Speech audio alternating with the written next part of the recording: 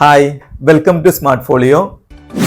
Basic to pro level of stock മാർക്കറ്റിന്റെ 12ാമത്തെ chapter ആണ് എന്നുള്ളത്. ഇതുവരെ നമ്മൾ ഈ 11 ചാപ്റ്ററിലായിട്ട് നമ്മൾ ഒരുപാട് കാര്യങ്ങൾ പഠിച്ചു അല്ലേ. ഒരു സ്റ്റോക്ക് എങ്ങനെ ഫണ്ടമെന്റലി അനാലിസിസ് ചെയ്യാം, ടെക്നിക്കൽ അനാലിസിസിലെ തന്നെ പ്രൈസ് ആക്ഷനെ കുറിച്ച് നമ്മൾ പഠിച്ചു. Candles, single candle sticks pattern, multiple candle sticks pattern പഠിച്ചു. കുറച്ച് ഇൻഡിക്കേറ്റേഴ്സ്, മൂവിങ് ആവറേജ്, വിവാപ്പ്, അതേപോലെ തന്നെ RSI, സ്റ്റൊക്കാസ്റ്റിക് ഓസിലേറ്റർ, MACD ഒക്കെ പഠിച്ചു. ഇനി നമുക്ക് വളരെ കുറച്ചുകൂടെ ഇമ്പോർട്ടന്റ് ആയിട്ടുള്ള കുറച്ച് ഇൻഡിക്കേറ്റേഴ്സ് പഠിക്കണം. കാരണം ഈ ഇൻഡിക്കേറ്റേഴ്സ് ഒക്കെ നമ്മളെ ഒരു ടെക്നിക്കൽ അനാലിസിസിൽ വളരെ ഇമ്പോർട്ടന്റ് ആയിട്ടുള്ള, അപ്പം അതുകൊണ്ട് തന്നെ കുറച്ച് ഇൻഡിക്കേറ്റേഴ്സ് പഠിക്കുക എന്നുള്ളത് വളരെ ഇമ്പോർട്ടന്റ് ആണ്. ഇതെല്ലാം പ്രൈസ് ആക്ഷന്റെ ഭാഗമായിട്ട് തന്നെയാണ് ഇതിലെ പല ഇൻഡിക്കേറ്റേഴ്സും വർക്ക് ചെയ്യുന്നത്. അപ്പോൾ ഞാൻ ഒന്നുകൂടെ പറയാണ്, നിങ്ങൾ നമ്മുടെ ഈ ഒരു വീഡിയോ സീരീസ് നിങ്ങളെ ഫ്രണ്ട്സിനും മറ്റുള്ളവർക്കൊക്കെ നിങ്ങൾ ഷെയർ ചെയ്ത് കൊടുക്കണം. എല്ലാവരും സ്റ്റോക്ക് മാർക്കറ്റിനെ കുറിച്ച് പഠിക്കണം, എല്ലാവരും വെൽത്ത് ക്രിയേറ്റ് ചെയ്യണം, എല്ലാവരും അതേപോലെ തന്നെ ഒരു പാസീവ് ഇൻകം 100% ആയിട്ടും എല്ലാവർക്കും ഈ സ്റ്റോക്ക് മാർക്കറ്റിൽ നിന്ന് ജനറേറ്റ് ചെയ്യാൻ പറ്റും. അതിനു വേണ്ടിയിട്ടാണ് നമ്മൾ ഈ ഒരു ട്യൂട്ടോറിയൽ സീരീസിനെ തുടങ്ങിയിരിക്കുന്നത്. അപ്പം അതുകൊണ്ട് തന്നെ നിങ്ങൾ അത് എല്ലാവർക്കും ഷെയർ ചെയ്ത് കൊടുക്കണം. പിന്നെ അതേപോലെ തന്നെ ലൈക്ക് ചെയ്യണം, നമ്മളെ ചാനൽ സബ്സ്ക്രൈബ് ചെയ്യണം. അപ്പോൾ നമുക്കിനി ഇന്നത്തെ ഒരു വീഡിയോയിൽ നമ്മൾ പഠിക്കാൻ പോകുന്ന അടുത്തൊരു ഇൻഡിക്കേറ്റർ ആണ് ബോളിഞ്ചർ ബാൻഡ്സ് എന്നുള്ളത്. നമുക്ക് നോക്കാം, വീഡിയോയിലേക്ക് പോവാം. Bollinger Bands are a technical analysis tool developed by John Bollinger for generating oversold or overbought signals. Bollinger Band എന്നുള്ള ഒരു ടെക്നിക്കൽ അനാലിസിസ് ടൂള് ഡെവലപ്പ് ചെയ്തിരിക്കുന്നത് ജോൺ ബോളിഞ്ചർ എന്നുള്ള ഒരു പുള്ളിയാണ്. മെയിൻലി ഓവർസോൾഡ് അതേപോലെ തന്നെ ഓവർബോട്ട് കണ്ടുപിടിക്കാനും വേണ്ടിയിട്ടാണ്, സിഗ്നൽസിന് വേണ്ടിയിട്ടായിരുന്നു അത്. There are 3 lines that compose Bollinger Bands: a simple moving average, middle band and upper and lower band. 3 ലൈനാണ് നമ്മളെ ഒരു ബോളിഞ്ചർ ബാൻഡ്സിന് പ്രധാനമായിട്ടും ഉള്ളത്. അതിൽ ഒരു മിഡിൽ ലൈന്, ഒരു അപ്പർ ബാൻഡ് ലൈന്, ഒരു ലോവർ ബാൻഡ് ലൈൻ, അങ്ങനെ 3 ലൈനാണ്. ഈ 3 ലൈൻസ് ആണ് നമുക്ക് സിഗ്നൽസ് തരുന്നത്. Okay, the upper and lower bands are typically 2 standard deviations plus or minus from a 20-day simple moving average, but they can be modified. എന്നാൽ ഇതിന്റെ ഒരു സെൻട്രൽ ലൈൻ, അത് ബേസ് ലൈൻ എന്ന് പറയുന്നത് 20 പീരീഡ് മൂവിംഗ് ആവറേജ് ആണ്. പിന്നെ upper line എന്ന് പറയുന്നത് 20 period moving average plus 2 standard deviation ആണ് ആ ഒരു അപ്പർ ബാൻഡിൻ്റെത്. അതേപോലെ തന്നെ ലോവർ ബാൻഡ് ലൈൻ എന്ന് പറയുന്നത് 20 moving average minus 2 standard deviation, അങ്ങനെയാണ് വരുന്നത്. ഇതാണ് നമ്മുടെ ബോളിഞ്ചർ ബാൻഡ്. നിങ്ങൾക്ക് ഇവിടെ കാണാൻ പറ്റും, ഈ ഒരു മുകളിലത്തെ ബ്ലൂ ലൈൻ കണ്ടില്ല, ഈ ഒരു ബ്ലൂ ലൈൻ ആണ് നമ്മുടെ അപ്പർ ബാൻഡ് ലൈൻ എന്ന് പറയുന്നത്. അതേപോലെ അതിന്റെ തൊട്ടു താഴെയായിട്ട് മിഡിലിലൂടെ ഒരു റെഡ് കളറിലെ ലൈൻ പോകുന്ന കണ്ടില്ല, ഇതാണ് ഇതിന്റെ ബേസ് ലൈൻ അല്ലെങ്കിൽ മിഡിൽ ലൈൻ. ഇതാണ് 20 മൂവിംഗ് ആവറേജ് ആണ് ഈ ഒരു ഇത് വരുന്നത്. ഇതിന്റെ മുകളിൽ വരുന്നുണ്ടല്ലോ ഈ അപ്പർ ബാൻഡ് ലൈൻ, ഇത് 20 moving average plus 2 standard standard deviation എന്നാൽ നിങ്ങൾക്ക് അറിയുമായിരിക്കും, പലർക്കും നമ്മളെ +2 ക്ലാസ്സിൽ പഠിക്കുന്നുണ്ട്. അതൊരു കാറ്റഗറൈസ്ഡ് ചെയ്യുന്ന ഒരു സിസ്റ്റമാണത്. കാരണം ഫോർ എക്സാമ്പിൾ പറയുകയാണെന്നുണ്ടെങ്കിൽ, നമ്മളൊരു ക്ലാസ്സിൽ എക്സാം നടക്കുകയാണെന്നുണ്ടെങ്കിൽ, ഒരു ക്ലാസ് റൂമിൽ എക്സാം നടക്കുകയാണെന്നുണ്ടെങ്കിൽ അതിന്റെ റിസൾട്ടിനെ കാറ്റഗറൈസ് ചെയ്യും. എങ്ങനെ? 0 to 50 മാർക്ക് വാങ്ങിയ, 50 മാർക്ക് വരെ വാങ്ങിയത് ഒരു കാറ്റഗറി, അതിനുശേഷം 50 to 75 മാർക്ക് വരെ വാങ്ങിയത് വേറൊരു കാറ്റഗറി. ആ ഒരു സിസ്റ്റത്തിനുള്ള അത് ഏകദേശം, അപ്പം അവർക്ക് തന്നെ ഒരു സ്റ്റാൻഡേർഡ് ഉണ്ടായിരിക്കും. ഇതിന് കുറച്ച് കൂടിയ കുട്ടികളായിരിക്കും, ഏറ്റവും താഴെ ലെവലുള്ള കുട്ടികളായിരിക്കും ഈ 0 to 50 വാങ്ങിയിട്ടുണ്ടാവും അല്ലെ. അതിനേക്കാളും കുറച്ചും കൂടി മുകളിലായിരിക്കും ഈ 50 to 75, അതിനേക്കാളും മുകളിലായിരിക്കും 75 to 100. അപ്പം ആ ഒരു സ്റ്റാൻഡേർഡ് ഡീവിയേഷൻ, അതാണ് ആ ഒരു പോയിന്റ്സ് തന്നെയാണ് ഇതിലും വന്നിരിക്കുന്നത്. ഓക്കെ, അപ്പൊ ഇതാണ് നമ്മളെ ബോളിഞ്ചർ ബാൻഡ്സിന്റെ ഒരു ഏകദേശ പിക്ചർ. ഇനി നമുക്കൊരു കാര്യം, ഈ ഒരു ബോളിഞ്ചർ ബാൻഡ്സ് നമുക്ക് ചാർട്ടിൽ അപ്ലൈ ചെയ്ത് നോക്കാം. അപ്പൊ അതിനായിട്ട് നമ്മൾ പോകാൻ പോകുന്ന അപ്സ്റ്റോക്സിന്റെ ചാർട്ടിലോട്ടേക്ക് പോവാം. അപ്പൊ ഇവിടെ ഓപ്പൺ ആയിരിക്കുന്നത് എന്റെ അപ്സ്റ്റോക്സിന്റെ അക്കൗണ്ട് ഓപ്പൺ ആക്കിയിട്ടുണ്ട്. ഞാനിതാ ഇൻഫോസിസിന്റെ ചാർട്ട് ഇവിടെ ഓപ്പൺ ആക്കിയിട്ടുണ്ട്. 15 മിനിറ്റിന്റെ ചാർട്ടാണ് ഇപ്പം ഇവിടെ ഇരിക്കുന്നത്. ഓക്കെ, ഇപ്പൊ ഇനി നമ്മൾ ഇതിൽ നേരെ ഇൻഡിക്കേറ്റേഴ്സിൽ പോയിട്ട് നമ്മൾ ബോളിഞ്ചർ ബാൻഡ്സ് BOL അടിച്ചപ്പോൾ തന്നെ വന്നു ബോളിഞ്ചർ ബാൻഡ്സ്. ഇതിൽ ക്ലിക്ക് ചെയ്തു, ബോളിഞ്ചർ ബാൻഡ്സ് വന്നു, ഉണ്ടല്ലേ. ഇപ്പൊ നിങ്ങൾക്ക് കാണാൻ പറ്റും, ഈ അപ്പർ ലൈൻ നിങ്ങൾ കണ്ടു, ഈ ബേസ് ലൈൻ കണ്ടു, അതേപോലെ തന്നെ ലോവർ ബാൻഡ് കണ്ടു അല്ലെ. ഇനി നമ്മൾ ഓരോ പ്രൈസ് റേഞ്ചിന്റെയും സ്ട്രക്ചറിലോട്ട് നോക്കുന്ന സമയത്ത് നമുക്ക് ഈ ഒരു പ്രൈസ്, ഈ ഒരു ലൈനുകളെ എത്രത്തോളം, ഇവിടെയൊക്കെ കണ്ടില്ല, എത്രത്തോളം റെസ്പെക്ട് ചെയ്തിട്ടുണ്ട് എന്നുള്ളത് നമുക്ക് മനസ്സിലാക്കാം.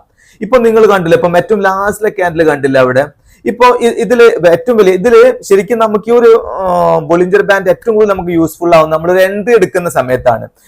എസ്പെഷ്യലി നമ്മൾ ഇൻട്രാഡേക്ക് എടുക്കുകയാണെന്നുണ്ടെങ്കിലും ഒരു സ്വിംഗ് ട്രേഡിന് എടുക്കുകയാണെങ്കിലും ഒക്കെ ഇപ്പൊ ഞാൻ പറയാം, ഇപ്പൊ നമ്മൾ ലാസ്റ്റ് ഒരു റെഡ് ക്യാൻഡിൽ കണ്ടു അല്ലെ, ഇപ്പം അതിനുശേഷം നമ്മൾ താഴോട്ടേക്ക് ഒരു സെല്ല് ചെയ്യാനാണ് ഉദ്ദേശിച്ചിരുന്നു എന്നുണ്ടെങ്കിൽ നമ്മൾ ഒരു പൊസിഷൻ ഈ ഒരു ബോളിഞ്ചർ ബാൻഡ് നമ്മൾ പ്ലോട്ട് ചെയ്തിട്ടില്ല എന്നുണ്ടെങ്കിൽ ഒരു പക്ഷേ നമ്മൾ ഇവിടെ ഒരു സെൽ എൻട്രിയിലേക്ക് കയറുമായിരിക്കാം. പക്ഷേ നമ്മൾ ഇതൊരു ബോളിഞ്ചർ ബാൻഡ് നമ്മൾ പ്ലോട്ട് ചെയ്തതിനു ശേഷം നമ്മൾ നോക്കുമ്പോൾ നമുക്ക് അറിയാൻ പറ്റും ഇത് ലോവർ ബാൻഡ് ലൈനിനോട് തൊട്ടടുത്ത് എത്തിയിട്ടുണ്ട്. ഈ പ്രൈസ് ഇനി താഴോട്ടേക്ക് മൂവ് ചെയ്യാനുള്ള ഒരു ചാൻസ് കുറവാണ്. ഇത് ഓൾറെഡി ഓവർസോൾഡ് ഏരിയയിലെത്തി. ഇനി ഇവിടുന്ന് റിവേഴ്സലിനാണ് ചാൻസ് എന്നുള്ളത് നമുക്ക് കാണാൻ പറ്റും. ഞാൻ പറഞ്ഞത് ശരിക്കും മനസ്സിലാവുന്നുണ്ടോ? ശരിക്കും ശ്രദ്ധിക്കണം. കാരണം ഇനിയിപ്പം നമുക്ക് ഇവിടെ നിന്ന് തന്നെ നോക്കാം. ഇനി ഇവിടെ നിന്ന് നോക്കാം. നമുക്ക് ഇവിടെ നല്ലൊരു ഗ്രീൻ കാൻഡിൽ വന്നു, നല്ലൊരു അപ്പ് കണ്ടു, അതിനുശേഷം വീണ്ടും ഒരു ഗ്രീൻ കാൻഡിൽ വന്നു. അപ്പൊ നമുക്കൊരു നോർമലി നമ്മൾ ഒരു ബോളിഞ്ചർ ബാൻഡ് പ്ലോട്ട് ചെയ്യുന്നതിന് മുമ്പ് നോർമലി നമ്മൾ എന്താ നല്ലൊരു ബുള്ളിഷ് ആണ്, നമുക്ക് ഇവിടെ നിന്ന് ഒരു എൻട്രി എടുക്കാമെന്ന് കരുതും. പക്ഷെ ഇവിടുന്ന് എൻട്രി എടുത്താനുള്ള സ്ഥിതി എന്താണ്? പിന്നീട് അവിടുന്ന് കൺസോൾട്ടേറ്റ് നേരെ താഴോട്ടേക്കാണ് വന്നത് അല്ലെ. പക്ഷെ ആ സെയിം ടൈമിൽ നമ്മൾ എൻട്രി എടുക്കുന്നതിന് മുമ്പ് പോയി ബോളിഞ്ചർ ബാൻഡ്സ് ഒന്ന് പ്ലോട്ട് ചെയ്തിരുന്നു എന്നുണ്ടെങ്കിൽ നമുക്ക് പറയാൻ പറ്റും പ്രൈസ് ഓൾറെഡി നമ്മൾ ഓവർബോട്ട് ഏരിയത്തിലാണുള്ളത്. കാരണം ഈ ബോളിഞ്ചർ ബാൻഡിന്റെ അപ്പർ ലൈനിന്റെ പുറത്ത് അല്ലെങ്കിൽ അപ്പർ ലൈനിലൂടെ ടച്ച് ആയിട്ടാണ് ഇരിക്കുന്നത്. അപ്പം ഇത് ഓൾറെഡി ഒരു ഓവർബോട്ട് ഏരിയയിലാണ് ഉള്ളത്. അപ്പോൾ ഇനി മാർക്കറ്റ് റിവേഴ്സലിനാണ് ചാൻസ് എന്നുള്ളതാണ് ബോളിഞ്ചർ ബാൻഡ്സ് പറയുന്നത്. അപ്പൊ നമ്മൾ എന്ത് ചെയ്യും? ജസ്റ്റ് ഒന്ന് വെയിറ്റ് ചെയ്യും, അതാണ് ഉണ്ടാവുക. ഇനി ഈ സെയിം കേസിന് നമുക്ക് ഒന്നുകൂടെ നമുക്ക് നോക്കാം. ഈ ഒരു പോർഷനിൽ നമ്മൾ ഇവിടെ നിന്നും ഒരു റെഡ് കാൻഡിൽ കണ്ടു, അതിനുശേഷം ഒരു നല്ലൊരു സ്ട്രോങ് ബുള്ളിഷ് കാൻഡിലാണ് ഒരു ഗ്രീൻ ഇവിടുന്ന് കണ്ടു നമ്മൾ എൻട്രി എടുക്കാൻ പോവുകയാണ്. അതിന് മുമ്പ് അപ്പൊ നമ്മൾ ബോളിഞ്ചർ ബാൻഡ് പ്ലോട്ട് ചെയ്തിട്ടില്ല എന്ന് കരുതുക. അപ്പൊ നമ്മൾ ഒരു ഇത് കണ്ടപ്പോൾ വെറുതെ നമ്മൾ ബോളിഞ്ചർ ബാൻഡ് ഒന്ന് പ്ലോട്ട് ചെയ്ത് നോക്കുമ്പോൾ നമുക്ക് അറിയാൻ പറ്റും ബോളിഞ്ചർ ബാൻഡ് പ്രകാരം നമ്മളെ ഒരു പ്രൈസ് ഓൾറെഡി ഓവർസോൾഡ് ഏരിയയിലാണ്. അപ്പൊ നമുക്ക് സ്പേസ് ഉണ്ട്, ഈ പ്രൈസിന് മുകളിലോട്ടേക്ക് പോവാൻ ഇഷ്ടംപോലെ സ്പേസ് ഉണ്ട്. അപ്പൊ നമുക്ക് ഇതിന്റെ ഒരു ഡബിൾ കൺഫർമേഷൻ കൂടെ കിട്ടാണ് ഇപ്പൊ ഇവിടുന്ന്. അപ്പം ആ ഒരു കൺഫർമേഷൻ കിട്ടുമ്പോൾ നമുക്ക് ധൈര്യമായിട്ട് നമുക്ക് ഇതിൽ എൻട്രി എടുക്കാൻ പറ്റും. നോക്കൂ, ഏകദേശം ആ ഒരു പ്രൈസ് ഏകദേശം ഇതുവരെ പോയി. ഇപ്പം അതേപോലെ തന്നെ നമുക്ക് ഓരോ പ്രൈസ് റേഞ്ചിലും ഇപ്പൊ കണ്ടില്ല, ഇപ്പൊ ഇതാണ് ഇപ്പം ഈ ഒരു ലാസ്റ്റ് ക്യാൻഡിൽ ഫോം ചെയ്തു. അപ്പോൾ തന്നെ ഇതിന്റെ ഒരു വായ കണ്ടില്ലേ നമ്മളിവിടെ? ഈ ഒരു വായ എത്രത്തോളം വലുതായിരിക്കും അത്രത്തോളം പ്രൈസിന് മൂവ്മെന്റ് ഉണ്ടാവാനുള്ള ചാൻസ് ഉണ്ട്.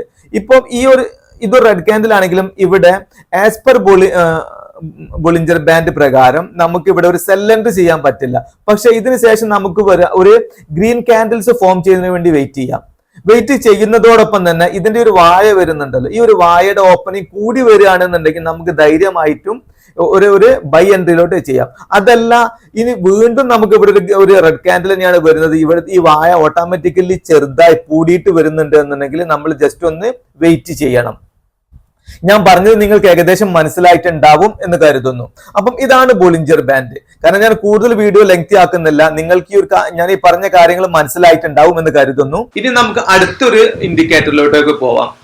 അതാണ് Fibonacci retracement. Fibonacci retracement levels stemming from the Fibonacci sequence are horizontal lines that indicate where support and resistance are likely to occur. നമുക്കൊരു ഫെബുനാക്കി റീട്രേസ്മെന്റ് എന്ന് പറയുന്നത് റീട്രേസ്മെന്റ് ലെവൽസ് ആണ്. ഇത് ശരിക്കും ഒരു ഫെബുനാക്കി സീക്വൻസ് പ്രകാരമാണ് ഈ ഒരു ഇതിന്റെ ഒരു വാല്യൂ വരുന്നത്. ഓക്കെ, ഇത് ഹോറിസോണ്ടൽ ലൈൻസ് ആണ്, സപ്പോർട്ടായിട്ടും റെസിസ്റ്റൻസ് ആയിട്ടും വർക്ക് ചെയ്യാൻ ചാൻസ് ഉള്ള ഹോറിസോണ്ടൽ ലൈൻസ് ആണ്, പ്രൈസ് ലെവൽസ് ആണ്. പക്ഷെ ഈ ഒരു ലെവലിന് വേണ്ടി കണ്ട് ബേസ് ചെയ്തിരിക്കുന്നത് ഫെബുനാക്കി റീട്രേസ്മെന്റ് ബേസ് ചെയ്യുന്ന ഫെബുനാക്കി സീക്വൻസ് ആണ്. സീക്വൻസ് എന്ന് പറയുമ്പോൾ നിങ്ങൾക്ക് കാണാൻ പറ്റും, ഞാൻ ഇവിടെ കൊടുത്തിരിക്കുന്നത് 0, 1, 1, 2, 3, 5. ഈ ഒരു സീക്വൻസിന് ഒരു പ്രത്യേകതയുണ്ട്. നിങ്ങൾ നോക്കാം, നിങ്ങളൊരു സംഖ്യ നോക്കിയാൽ അതിന്റെ തൊട്ടു മുമ്പുള്ള രണ്ട് സംഖ്യകളുടെ സമ്മായിരിക്കും നിങ്ങൾ കണ്ട സംഖ്യ. അത് മീൻസ് ഇത് ഒന്നാണ്. അപ്പൊ ഒന്നിന്റെ മുമ്പുള്ളത് 0 + 1 1. ഇത് രണ്ടാണ്, 1 + 1 2. 3 ആണ് ഇത്, 1 + 2 3. 3 + 2 5. 5 + 3 8. അങ്ങനെയാണ് ഇത് പോകുന്നത്. അതേപോലെ തന്നെ each levels is associated with a percentage. The percentage is how much of a period move the price has reacted. The Fibonacci retracement levels are 23.6%, 38.2%, 61.8%, and 78.6%. While not officially a Fibonacci ratio, 50% is also used. ഈ ഒരു ratio കണ്ടല്ലോ ഇപ്പൊ നമ്മൾ കണ്ട 23.6, 38.2, 61.8 ഈ ഒരു റേഷ്യോകളൊക്കെ ഉണ്ട്. കാരണം നമ്മുടെ ഈ ഒരു റേഷ്യോ നോക്കുകയാണെന്നുണ്ടെങ്കിൽ ഈ ഒരു 13 കണ്ടില്ല നിങ്ങൾ, 13ന്റെ 1 കഴിഞ്ഞിട്ട് 21, അത് കഴിഞ്ഞിട്ട് 34, ഈ 13 ഡിവൈഡഡ് ബൈ 34, ഈ 13 ഡിവൈഡഡ് ബൈ 34 എന്നാൽ 13 ശേഷം 21 വരുന്നുണ്ട്, അതിനുശേഷമാണ് 34. അപ്പൊ 13 ഡിവൈഡഡ് ബൈ 34 ഒരു സംഖ്യ കഴിഞ്ഞിട്ട് അടുത്ത സംഖ്യ എടുക്കുകയാണെന്നുണ്ടെങ്കിൽ നമുക്ക് വരുന്നത് 0.38. അത് അതേപോലെ തന്നെയാണ് ഈ 55 ഡിവൈഡഡ് ബൈ 144 എടുത്താലും അത് തന്നെയാണ് കിട്ടുക. ഇനി 2 ഡിവൈഡഡ് ബൈ 5 എടുത്താലും അത് തന്നെയാണ് വരിക. അതേപോലെ തന്നെ നമുക്ക് ഈ രണ്ട് സംഖ്യകൾ തമ്മിൽ ഇനിയിപ്പം ഞാൻ പറഞ്ഞ ഈ 21 ഡിവൈഡഡ് ബൈ 34 എടുത്താലും നമുക്ക് 0.618 ആണ് വരിക. അതേപോലെ തന്നെ 34 ഡിവൈഡഡ് ബൈ 55 എടുത്താലും അത് തന്നെയാണ് 0.618 ആണ് വരിക. അതേപോലെ തന്നെ 81 ഡിവൈഡഡ് ബൈ 144 എടുത്താലും നമുക്ക് 0.61. അപ്പൊ ഇപ്പൊ തന്നെ ഏകദേശം നിങ്ങൾക്ക് ഒരു എന്തൊക്കെയോ എന്തോ ഒരു അത്ഭുതം, ഒരു മിറാക്കിൾ നിങ്ങൾക്ക് ഫീൽ ചെയ്തിരിക്കാം. ഈ ഒരു സംഭവം തന്നെയാണ് നമുക്ക് ഇതിലും നടക്കുന്നത്. ഇതില് 1.618 ആണ് ഇതിലെ ഒരു ഗോൾഡൻ റേഷ്യോ എന്ന് പറയുന്നത്. ഈ ഒരു ഗോൾഡൻ റേഷ്യോ എന്ന് പറഞ്ഞാൽ ഇതിനൊരു പ്രകൃതിയിൽ വളരെയധികം ടച്ച് ഉണ്ട്. ഈ ഒരു ഇതിന് നമ്മളൊരു തേനീച്ചക്കൂട് നോക്കുകയാണെന്നുണ്ടെങ്കിൽ ആ ഒരു തേനീച്ചക്കൂട്ടിലെ ഫീമെയിൽ ബീസിന്റെ എണ്ണം ഡിവൈഡഡ് ബൈ മെയിൽ ബീസിന്റെ എണ്ണം ഈസ് ഈക്വൽ ടു 1.618. അതുകൊണ്ടാണ് ഈ 618 എന്നുള്ളത് ഗോൾഡൻ റേഷ്യോ എന്ന് പറയുന്നത്. അതുകൊണ്ട് മാത്രമല്ല കേട്ടോ. അതേപോലെ തന്നെ നമ്മുടെ ഒരു നോർമൽ ഹ്യൂമൻ ഒരാളുടെ ഒരു ഹൈറ്റ്, താഴെ പാദം മുതൽ നമ്മൾ ഹെഡ് വരേക്കുള്ള ഹൈറ്റ് നോക്കുന്നുണ്ടല്ലോ, ആ ഒരു ഹൈറ്റ് ഡിവൈഡഡ് ബൈ നമ്മുടെ അര ടു കാൽപാദം വരെയുള്ള ആ ഒരു ഇതുകൊണ്ട് നമ്മൾ ഹൈറ്റ് കൊണ്ട് ഡിവൈഡ് ചെയ്യുകയാണെങ്കിൽ അതും 1.618 ആണ് വരിക. ഇനി അതിനുശേഷം നമ്മുടെ ഷോൾഡർ ഉണ്ടല്ലോ, നമ്മുടെ ഷോൾഡറിന്റെ ഇവിടെ നിന്ന് വിരലിന്റെ ഫിംഗറിന് അറ്റം വരെയുള്ള നീളം ഡിവൈഡഡ് ബൈ നമ്മളെ മുട്ട് മുതൽ ഫിംഗറിന് അറ്റം വരെയുള്ള ഒരു ലെങ്ത് കൊണ്ട് ഡിവൈഡ് ചെയ്യുകയാണെന്നുണ്ടെങ്കിലും അതിന്റെയും ആൻസർ വരുന്നത് 1.618 ആയിരിക്കും. അപ്പം ഇതും ഈ ഒരു റേഷ്യോ നമ്മളെ ഒരു പ്രകൃതിയുമായിട്ട് നേച്ചറുമായിട്ട് വളരെയധികം കൂടിച്ചേർന്ന് കിടക്കുന്നുണ്ട്. പക്ഷെ ഈ ഒരു സെയിം സംഭവം നമ്മൾ സ്റ്റോക്ക് മാർക്കറ്റിൽ എങ്ങനെ വർക്ക് ചെയ്യുന്ന നോക്കിയാൽ അതിന് ഭയങ്കര റിസൾട്ട് ആണ് വന്നിരിക്കുന്നത്. നമുക്കത് ചാർട്ട് ഞാൻ നിങ്ങൾക്ക് കാണിച്ചു തരാം. ഓക്കെ, ഇനി അടുത്തത് വരുന്നത് the indicator is useful because it can be drone between any two significant price points such as a high and low. The indicator will then create the levels between those 2 points. ഈ ഒരു indicator നമ്മൾ വരയ്ക്കുന്നത് എങ്ങനെയാണെന്ന് വെച്ചാൽ നമുക്കൊരു swing ഉണ്ടാവുമല്ലോ, ഒരു swing ഉണ്ടാവും. ആ ഒരു സ്വിംഗ് മീൻസ് ആ ഒരു സ്വിങ്ങിന് ഒരു ഹൈ ഉണ്ടാവും, ഒരു ലോ ഉണ്ടാവും. ആ ഒരു ഈ ഹൈന്റെ ലെവലും ലോന്റെ ലെവലും തമ്മിൽ ടച്ച് ചെയ്യിപ്പിച്ച് കൂട്ടി യോജിപ്പിച്ചിട്ടാണ് ഈ ഇത് വരയ്ക്കുന്നത്. ഞാൻ കാണിച്ചു തരാം. അതൊരു അപ് ട്രെൻഡിലുള്ള സ്വിംഗ് ആണ് എന്നുണ്ടെങ്കിൽ നമ്മൾ താഴെ നിന്നാണ് ആദ്യം ലോന്ന് ടച്ച് ചെയ്തിട്ട് പിന്നെ അപ്പിലോട്ടാണ് കൊണ്ടുപോവുക. ഇനി അതല്ല അതൊരു ഡൗൺ ട്രെൻഡ് ആണ് എന്നുണ്ടെങ്കിൽ നമ്മൾ ആദ്യം ടോപ്പിലെ ലെവലിൽ നിന്ന് അതായത് അതിന്റെ ഹൈ പോയിന്റിൽ നിന്നും ലോ പോയിന്റിലേക്കാണ് കൊണ്ടുവരേണ്ടത്. ഞാനത് കാണിച്ചു തരാം. Fibonacci retracement levels connect any 2 points that are Fibonacci retracement levels connect any 2 points that the trader view as relevant. Typically a high point and a low point. നമ്മളിപ്പോ പറഞ്ഞു the percentage levels provided are areas where the price could stall or reverse. Okay. The most commonly used ratio include 23.6, 38.2, 50%, 61.8% and 78.6%. നിങ്ങൾ ഈ percent എന്ന് പറഞ്ഞാൽ ആകെ confusion ആവണ്ട, ഞാൻ ഇവിടെ പറഞ്ഞുതരാം. ഇതാണ് ഒരു ഫെബുനാക്കി റീട്രേസ്മെന്റ് ടൂൾ വരച്ചാൽ കിട്ടുന്നത്. ഇതിൽ ഈ ഒരു ലൈൻസ് കാണുന്നത് ഇതാണ് നമ്മളെ റീട്രേസ്മെന്റ് ലെവൽസ്. ഈ ഓരോ ലെവൽസിന്റെയും റേഷ്യോ ആണ് ഇവിടെ കൊടുത്തിരിക്കുന്നത്. ഞാനിപ്പോ നേരത്തെ പറഞ്ഞ ഇത് കണ്ടില്ല, 0.382, 0.5% ലൈന്, 0.618% അങ്ങനെയുള്ളത്. Okay, these levels should not be relied on exclusively, so it is dangerous to assume the price will reverse after hitting a specific Fibonacci level. Fibonacci numbers and sequencing were first used by Indian mathematicians centuries before Leo Leonardo Fibonacci എന്ന ഒരു പുള്ളിയാണ് നൂറ്റാണ്ടുകൾക്ക് മുമ്പ് തന്നെ ഈ ഒരു sequence, ഈ ഫെബനാക്കി sequence ഒക്കെ കണ്ടുപിടിച്ചത്. അപ്പൊ നമുക്കിത് എങ്ങനെ പ്ലോട്ട് ചെയ്യണം എന്നുള്ളത് നോക്കാം. അതിനായിട്ട് ഞാൻ വീണ്ടും പോകുന്നത് അപ്സ്റ്റോക്സിന്റെ പാനലോട്ട് തന്നെയാണ്. നമ്മുടെ പഴയ ബോളിഞ്ചർ ബാൻഡ് ഇവിടെ കിടക്കുന്നുണ്ട്. അപ്പൊ ഈ ഒരു പഴയ ബോളിഞ്ചർ ബാൻഡ് ഞാൻ ഇതിനെ ഡിലീറ്റ് ചെയ്തു. ഇനി ഇതിലുള്ളൊരു രസം എന്താണെന്ന് ചോദിച്ചാൽ, സാധാരണ ഇതുവരെയുള്ള എല്ലാ ഇൻഡിക്കേറ്ററും നമ്മൾ ഇൻഡിക്കേറ്റേഴ്സിൽ പോയിട്ടാണ് ഇവിടെ പോയിട്ടാണ് നമ്മൾ ക്ലിക്ക് ചെയ്തത് എങ്കിൽ ഈ ഒരു ഫെബനാക്കി റേ ട്രേസ്മെന്റിൽ നമ്മളെ ഈ ഒരു ഡ്രോയിങ് ടൂൾ വരുന്നുണ്ടല്ലോ, നമ്മളെ പാനലിന്റെ ഇടതുവശത്ത് കണ്ടില്ല നിങ്ങൾ ഡ്രോയിങ് ടൂൾ, അതിൽ കാണാം. ഇവിടെ എന്റെ ക്രസർ കണ്ടിട്ടുണ്ടാവും അല്ലെ.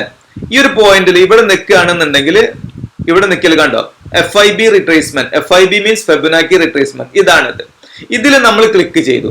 ഇതിന് ക്ലിക്ക് ചെയ്തതിന് ശേഷം ഞാനിതൊരു ഹൈയനെ ബേസ് ചെയ്തുകൊണ്ട് ഞാനിത് വരയ്ക്കാം. അപ്പൊ ഫെബനാക്കി നമ്മൾ എടുക്കുന്ന ഫെബനാക്കി ഞാനിത് 15 മിനിറ്റിന്റെ ടൈം ഫ്രെയിമിലാണ് ഇപ്പോൾ എന്റെ ഒരു ചാർട്ട് ഉള്ളത്. അപ്പം ഈ ഒരു ദിവസം ഇവിടെ വന്നു ഓൾറെഡി അല്ലേ. ഓക്കെ, നമ്മൾ ഈ ഒരു ദിവസം വന്നിട്ടില്ല എന്ന് കരുതാം. എന്നിട്ട് നമ്മളൊരു ഡെയിലി ബേസില് ഒരു ഡേ ഫ്രെയിമിന്റെ ഈ ഒരു സിങ് ആണ് നമ്മൾ എടുത്തിരിക്കുന്നത് എന്നുണ്ടെങ്കിൽ ഇതിന്റെ ലോ എന്ന് പറയുന്നത് എവിടെയാണ്?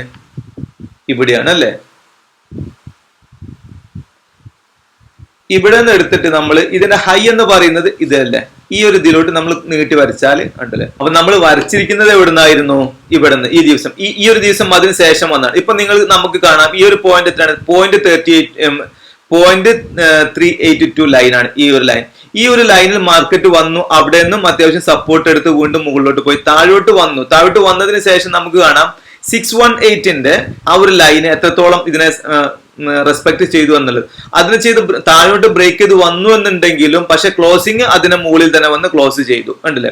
അപ്പൊ നമ്മളിത് എടുക്കുന്ന സമയത്ത് ഇപ്പം ഈ ഒരു ഫെബ്രുവരിക്ക് നോക്കിയിട്ട് ഒരാൾ എടുക്കുകയാണെന്നുണ്ടെങ്കിൽ ഈ ഒരു റീട്രേസ്മെന്റ് ഇത് ശരിക്കും വളരെ പെട്ടെന്ന് തന്നെ അവർക്ക്, കാരണം ഇതിലൊരു ഗോൾഡൻ റേഷ്യോ എന്ന് പറയുന്നത് 618 ആണ്. 618 എത്രത്തോളം ഈ ഒരു പ്രൈസ് റെസ്പെക്ട് ചെയ്തു എന്നുള്ളത് നമുക്ക് ഇവിടെ നോക്കിയാൽ മനസ്സിലാവാൻ പറ്റും. നിങ്ങൾക്ക് കാണുന്നുണ്ടാവും അല്ലേ. ഓക്കെ, ഞാൻ പറഞ്ഞത് മനസ്സിലായല്ലോ. കാരണം നമ്മൾ ഈ ഒരു ദിവസത്തെ ഇതൊരു ഫുൾ ഡേയിലെ ചാർട്ടാണ്. ഈ ഒരു ചാർട്ട് ആവുന്നതിന് മുമ്പത്തേതിലാണ് നമ്മൾ വരച്ചത്. എന്നിട്ട് ഈ ഒരു ക്യാൻഡിൽസ് ഒന്നും ഫോം ചെയ്തിട്ടില്ല കേട്ടോ. അതിന് മുമ്പ് തന്നെ നമുക്ക് ഈ ഒരു ലൈന് കിട്ടി. അതിനുശേഷം ഈ ക്യാൻഡിൽസ് ഫോം ചെയ്തതിന് ശേഷം ഈ ക്യാൻഡിൽസ് നമ്മൾ ആ ഒരു ഫെബനാക്കി ലൈനുകളെ എത്രത്തോളം റെസ്പെക്ട് ചെയ്യുന്നുണ്ട് എന്നുള്ളതാണ് നമ്മൾ നോക്കുന്നത്. അപ്പോൾ ഈ ഒരു ഫെബനാക്കി ലൈൻസിനെ ബേസ് ചെയ്ത് നമുക്ക് എങ്ങനെ എൻട്രി എടുക്കാം എന്നുള്ളത് അതാണ് ഞാൻ ഈ പറഞ്ഞു തരുന്നത്. അപ്പോ ഈ ആദ്യത്തെ ഫസ്റ്റ് ക്യാൻഡിൽ നമുക്ക് കാണാൻ പറ്റും ഒരു റെഡ് ക്യാൻഡിൽ ആയിരുന്നു, താഴോട്ട് വന്നു, അവിടെ നിന്ന് കണ്ടില്ലേ ക്ലോസ് ചെയ്തു. അത് തന്നെ 3.382 ലൈനിനെ റെസ്പെക്ട് ചെയ്തു. അതിനുശേഷം അവിടെ നിന്ന് മുകളിലോട്ട് പോയി. അതിനുശേഷം വീണ്ടും മാർക്കറ്റ് താഴോട്ട് വന്നു, 0.5 ലൈനിനെ ക്രോസ് ചെയ്തു, താഴോട്ട് വന്നു. താഴോട്ടൊന്നും 618ന്റെ അടുത്തെത്തിയിട്ടില്ല, അതിന് മുമ്പ് തന്നെ തിരിച്ചു കയറി. അപ്പം ഇവിടെ നിന്ന് തിരിച്ചു കയറുമ്പോൾ തന്നെ ശരിക്കും പറഞ്ഞാൽ നമുക്ക് റീട്രേസ്മെന്റ് കാണാൻ പറ്റും. അത് കഴിഞ്ഞതിന് ശേഷം നമുക്ക് 0.5 ലൈന് സപ്പോർട്ട് എടുത്ത് ഇതൊന്നും കൂടെ മുകളിലോട്ടേക്ക് കയറി, കണ്ടില്ലേ. അതിനുശേഷം ചെറിയൊരു കൺസോളിഡേഷൻ വന്നു. അതും കഴിഞ്ഞതിന് ശേഷം വീണ്ടും 0.236 ഏരിയ 0.236 ലൈനിൽ നിന്ന് വീണ്ടും സപ്പോർട്ട് എടുത്തുകൊണ്ട് മുകളിലോട്ടേക്ക് പോയി. അപ്പം ഇവിടെ ശരിക്കും നമുക്ക് നല്ല കൺഫർമേഷൻസ് ആണ് തരുന്നത്. നമുക്ക് ഈ ഒരു ലൈൻസ് എത്രത്തോളം നമുക്ക് ഇതിന് സപ്പോർട്ടായിട്ട് അല്ലെങ്കിൽ ഈ ഒരു ലൈനുകൾ എത്രത്തോളം മാർക്കറ്റ് ഇത് ചെയ്യുന്നുണ്ട് എന്നുള്ള റെസ്പെക്ട് ചെയ്യുന്നുണ്ട് എന്നുള്ളത് നമുക്ക് മനസ്സിലാക്കാം. ഇനി അതെല്ലാം കഴിഞ്ഞ് മുകളിലേക്ക് വന്നു കണ്ടല്ലോ. ഈ ഒരു ലൈനിൽ നിന്ന് എക്സാക്ട്ലി ഈ ഒരു ലൈനിൽ നിന്ന് ഇത് തിരിച്ചിറങ്ങിയിട്ട് എവിടം വരെ വരുന്നുണ്ട്? 0.618 അതുവരെ വരുന്നുണ്ട്, കണ്ടില്ലേ. ഓരോ അത് കഴിഞ്ഞ നേരം തിരിച്ചു പോയതിനു ശേഷം തന്നെ 3.82 ഈ ഒരു ലൈനിനെയാണ് പിന്നീട് ഇത് അപ്പൊ ഇത് സപ്പോർട്ടായിട്ടും റെസിസ്റ്റൻസ് ആയിട്ടും രണ്ടായിട്ടും, ഇവിടെ സപ്പോർട്ടായിട്ട് വർക്ക് ചെയ്തപ്പം ഇവിടെ റെസിസ്റ്റൻസ് ആയിട്ട് വർക്ക് ചെയ്തു. അപ്പം സപ്പോർട്ടായിട്ടും റെസിസ്റ്റൻസ് ആയിട്ടും തന്നെ വർക്ക് ചെയ്യുന്നുണ്ട്. ഇതൊരു 15 മിനിറ്റിന്റെ ചാർട്ടിലാണ് നമ്മൾ ചെയ്യുന്നത്. ഇനി നമ്മൾ ഇതൊരു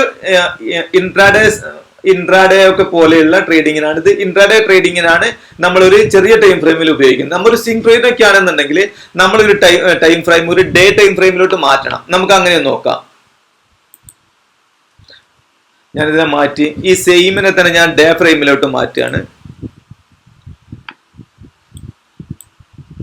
നമ്മൾ ഈ ചാർട്ട് നമ്മൾ ഡേ ചാർട്ടിലോട്ട് മാറ്റി. ഓക്കെ,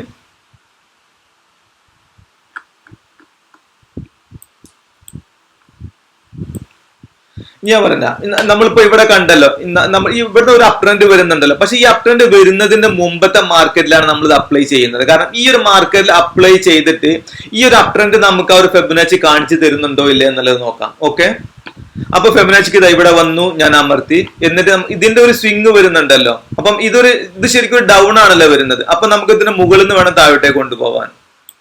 ഓക്കെ, ഇവിടുന്ന് കൊണ്ടുപോകുന്നു. നേരെ താഴത്തെ ലോ പോയിന്റ് ഇവിടെയാണ്. ഇതാണ് ലോ പോയിന്റ്. ഇത് കണ്ടില്ലേ? അപ്പം ആ ഒരു ലൈന് കണക്കായിട്ട് നമ്മളിത് വരച്ചു. ഓക്കെ, നമ്മളിത് വരച്ചു കഴിഞ്ഞതിന് ശേഷം എത്രത്തോളം നമ്മൾ ആ ഒരു ഇതിനെ ലൈനിനെ റെസ്പെക്ട് ചെയ്തിട്ടുണ്ട് എന്നുള്ളത് നമുക്ക് നോക്കാം.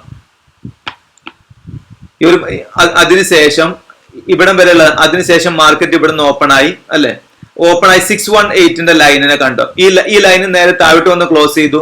പക്ഷെ വീണ്ടും അവിടെ നിന്ന് അപ്പ് ചെയ്തു. ഈ ഒരു പോയിന്റ് സപ്പോർട്ട് ഇട്ട് മുകളിലോട്ട് പോകുമ്പോൾ തന്നെ ശരിക്കും നമുക്കതൊരു എൻട്രിക്ക് ചാൻസ് ഉണ്ട്. കാരണം 618ന്റെ ലൈനിൽ നിന്നാണ് എക്സാക്ട് ഇത് സപ്പോർട്ട് എടുത്തുകൊണ്ട് കയറി പോകുന്നത്. അത് കഴിഞ്ഞതിന് ശേഷം ഇത് വന്നു. അതിനുശേഷം വീണ്ടും മാർക്കറ്റ് താഴോട്ടേക്ക് വന്നു എന്നുണ്ടെങ്കിലും അടുത്ത ഒരു ലൈൻ 0.786ന്റെ ആ ഒരു ലൈനിൽ നിന്ന് വീണ്ടും സപ്പോർട്ട് എടുത്തുകൊണ്ടാണ് പോകുന്നത്. പിന്നീട് മുകളിൽ താഴോട്ട് വന്ന് വീണ്ടും സപ്പോർട്ട് എടുക്കുന്നത് എവിടെയാണ്? 1.618 ലൈനിൽ നിന്ന് വീണ്ടും സപ്പോർട്ട് എടുത്തിട്ടാണ് മുകളിലോട്ട് പോകുന്നത്. അപ്പോൾ നമുക്കിത് എത്ര പ്രാവശ്യം നമുക്ക് ഇതിന്റെ കൺഫർമേഷൻ തരുന്നുണ്ട്? ഓക്കെ, നമുക്ക് ആദ്യം ഈ ഒരു ട്രേഡ് നമുക്ക് മിസ്സായി. നമുക്ക് സെക്കൻഡ് ട്രേഡ് നമുക്ക് ഈ ഒരു ലൈൻ ഉണ്ടല്ലോ, ഈ ഒരു ലൈനിനെ കവർ ചെയ്താണ് മുകളിലോട്ട് പോകുമ്പോൾ നമുക്ക് എടുക്കാം. ഓക്കെ, ഇനി അതും മിസ്സായി എന്നുണ്ടെങ്കിൽ നമുക്ക് അടുത്തതുണ്ട് തിരിച്ചു വന്നുകൊണ്ട് ഇവിടെ കൺസോൾട്ടേറ്റ് ചെയ്ത് ഇവിടെ നിന്ന് സപ്പോർട്ട് വീണ്ടും പോകുമ്പോൾ ഇവിടെ നിന്ന് വീണ്ടും നമുക്ക് ചെയ്യാം. ഇനി അതും പോട്ടെ, അതും മിസ്സായി എന്നുണ്ടെങ്കിൽ നമുക്ക് ഒത്തിരി കൺഫർമേഷൻ ചെയ്യുന്നത് ഈ ഒരു ലൈനിൽ നിന്ന് 1.618 ലൈനിൽ നിന്ന് തന്നെ ഇവിടെ വന്നു, ഇവിടുന്ന് ക്രോസ് ചെയ്ത് മുകളിലോട്ട് പോയെങ്കിൽ വീണ്ടും അവിടെ നിന്ന് തിരിച്ചിറങ്ങി. പക്ഷെ പിന്നീട് ഒരു ഗ്രീൻ ക്യാൻഡിൽ ഇവിടെ നിന്ന് സപ്പോർട്ട് എടുത്തുകൊണ്ട് ഇതിന്റെ ഈ ഒരു ക്ലോസിംഗിന്റെ, ഈ ഒരു റെഡ് ക്യാൻഡിന്റെ ക്ലോസിംഗിനെ ഹൈ ബ്രേക്ക് ചെയ്യുമ്പോൾ, ഇനി അതല്ലെങ്കിൽ ഈ ഒരു റെഡ് ക്യാൻഡിലിന്റെ ഹൈ ക്രോസ് ചെയ്യുമ്പോൾ നമുക്കത് ഒരു എൻട്രി എടുക്കാമായിരുന്നു. അപ്പൊ നിങ്ങൾക്ക് ഈ ഏകദേശം ഞാൻ ഈ പറഞ്ഞ കാര്യങ്ങളെല്ലാം നിങ്ങൾക്ക് മനസ്സിലായിട്ടുണ്ടാവും അല്ലെ? ഈ ഫെബിനാക്കി റീട്രേസ്മെന്റ് ലെവൽസ് എന്ന് പറയുന്നത് ഒരു ഹോറിസോണ്ടൽ ആയിട്ടുള്ള support and resistance, very important support and resistance levels ആണ്. ഈ ഒരു ലെവൽസ് തന്നെ നമുക്ക് ഫെബിനാക്കി ഒരു പ്ലോട്ട് ചെയ്യുന്നതോട് കൂടി നമുക്ക് സപ്പോർട്ട് ലെവൽസും റെസിസ്റ്റൻസും ലൈൻസും ആണ് കിട്ടുന്നത്. അതിന് മുമ്പ് നമ്മൾ പ്രൈസ് ആക്ഷന്റെ ഇത് പഠിച്ച സമയത്ത് ഒരു support line, horizontal support line വരയ്ക്കാനുള്ള ഒരു ബുദ്ധിമുട്ടൊക്കെ ഉണ്ട്. നമുക്ക് ഒത്തിരി പോയിന്റ്സുകളെ കൂട്ടി യോജിപ്പിച്ചുകൊണ്ട് വരയ്ക്കണം. ഇത് അതിനൊന്നും ആവശ്യമില്ല. ഇത് ജസ്റ്റ് നമ്മളൊരു ആ ഒരു ഇൻഡിക്കേറ്റർ പ്ലോട്ട് ചെയ്യുന്നതോട് കൂടി നമുക്ക് ഒരു വാല്യുവബിൾ ആയിട്ടുള്ള റെസിസ്റ്റൻസ് ആൻഡ് സപ്പോർട്ട് ലൈൻസ് കിട്ടുകയാണ് ചെയ്യുന്നത്. അപ്പൊ നിങ്ങൾക്ക് ഈ രണ്ട് ഇൻഡിക്കേറ്ററുകളും ശരിക്കും മനസ്സിലായിട്ടുണ്ടാവും എന്നുള്ള പ്രതീക്ഷയിലാണ്. അപ്പം വീണ്ടും നിങ്ങൾ ഇത് വീണ്ടും റിപ്പീറ്റ് ചെയ്തുകൊണ്ട് നിങ്ങൾ ഇത് ഉപയോഗിച്ച് പഠിക്കണം കേട്ടോ. ഓരോ ചാർട്ടുകളിലും, പല ചാർട്ടുകളിലും നിങ്ങൾ ഇത് ഉപയോഗിച്ചിട്ട് എങ്ങനെയാണ് ഇത് ആ ഒരു ലൈനുകളെ സപ്പോർട്ട് ചെയ്ത് പോകുന്നത് എന്നുള്ള ആ ഒരു, ഞാൻ മുമ്പ് പറഞ്ഞ പോലെ തന്നെ ഫെമിലിയർ ആക്കി മാറ്റണം നിങ്ങൾക്ക്. അപ്പോഴേ നമുക്കിത് ട്രേഡിങ്ങിലായാലും നമുക്കിത് വിജയിക്കാൻ പറ്റുള്ളൂ. അപ്പൊ നിങ്ങൾക്ക് ഇന്നത്തെ വീഡിയോയിൽ പറഞ്ഞ കാര്യങ്ങളെല്ലാം തന്നെ മനസ്സിലായിട്ടുണ്ടാവും എന്നുള്ള പ്രതീക്ഷയിൽ this is VM Rafiq signing off.